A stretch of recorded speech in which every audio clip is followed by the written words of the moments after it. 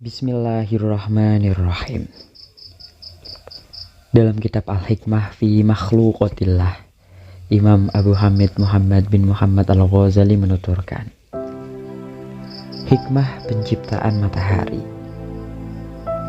Ketahuilah bahwa Allah Subhanahu wa Ta'ala menciptakan matahari untuk beberapa hal, di mana tidak ada yang dapat mengetahui semuanya kecuali Allah semata. Adapun hikmahnya yang tampak adalah Ia menjadikan pergerakan matahari untuk melahirkan malam dan siang di seluruh daerah di muka bumi. Jika tidak ada matahari, bagaimana manusia berusaha mencari penghidupannya dan berusaha untuk urusan-urusan mereka, sedangkan dunia ini gelap bagi mereka? Bagaimana mereka akan menikmati kehidupan sedangkan kenikmatan dan manfaat cahaya tidak ada pada mereka? Jika tidak ada cahaya sinar matahari, maka tidak ada manfaatnya, mata memandang dan warna-warna pun tak akan terlihat. Perhatikanlah juga terbenam dan hilangnya matahari dari semua makhluk yang mendapat sinarnya, dan perhatikanlah pula hikmahnya. Padahal mereka sangat membutuhkan ketenangan. Badan dan indera mereka perlu beristirahat, dan mereka harus membangkitkan kembali kekuatan untuk mencernakan makanan. Karena semangat yang ada pada makhluk mendorongnya untuk terus-menerus bekerja, sehingga akan memberatkan badan mereka.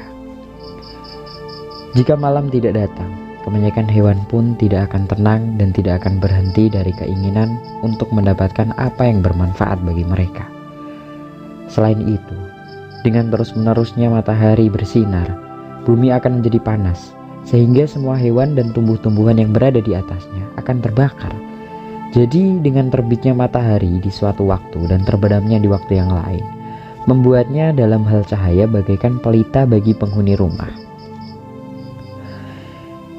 Di satu waktu ia menyala dan di waktu yang lain ia menghilang, agar mereka dapat tenang dan tentram.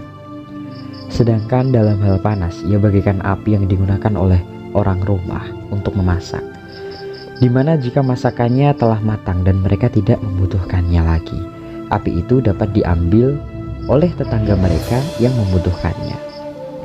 Ia mengambil manfaat darinya sampai ketika ia telah menunaikan keperluannya, ia menyerahkannya pula kepada orang-orang lain.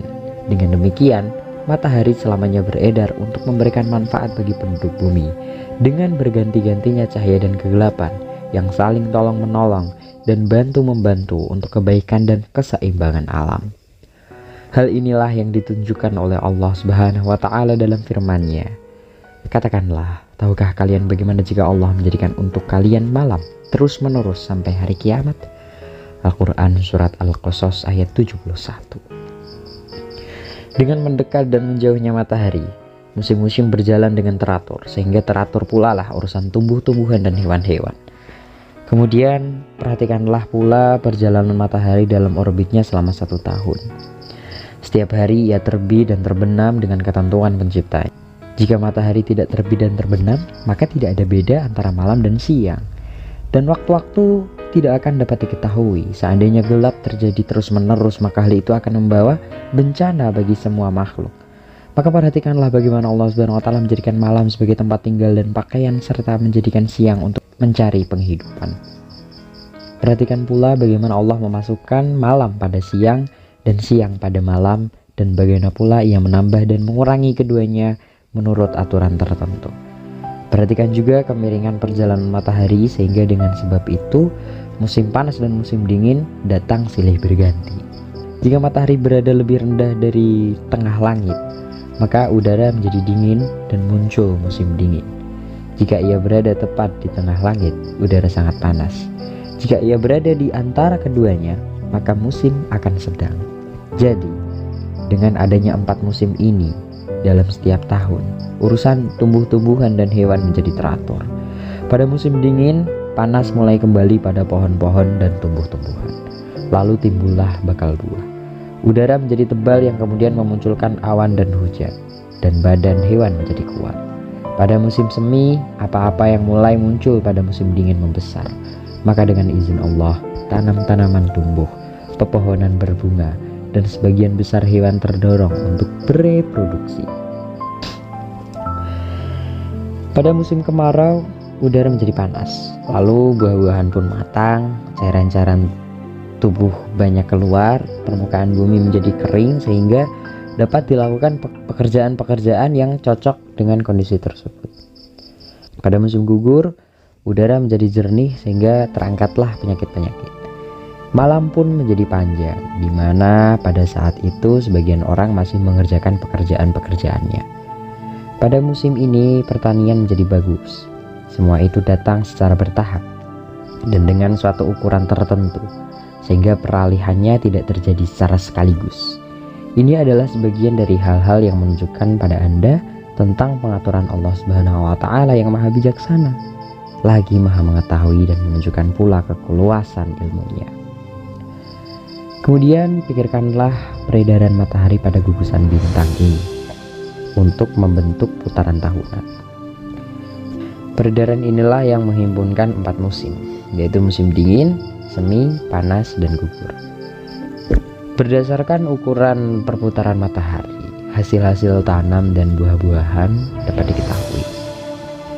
Kemudian ia kembali lagi lalu memulai lagi waktu perjalanannya. Dengan perjalanannya sempurnalah masa 1 tahun dan perhitungan tahun menjadi benar dengan ketentuan Tuhan yang maha bijaksana lagi maha mengetahui. Renungkanlah bagaimana matahari menyinari alam ini dan bagaimana Allah mengaturnya. Jika ia menyinari alam dari satu tempat saja, maka sinarnya hanya akan sampai pada satu arah saja. Sedangkan semua arah yang lain tidak mendapat sinarnya, karena gunung-gunung dan dinding-dinding menghalanginya.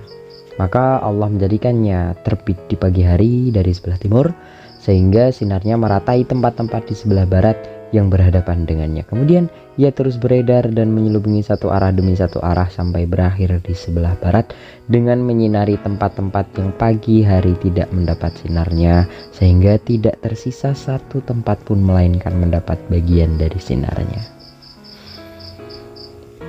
Kemudian pikirkanlah pula ukuran malam dan siang.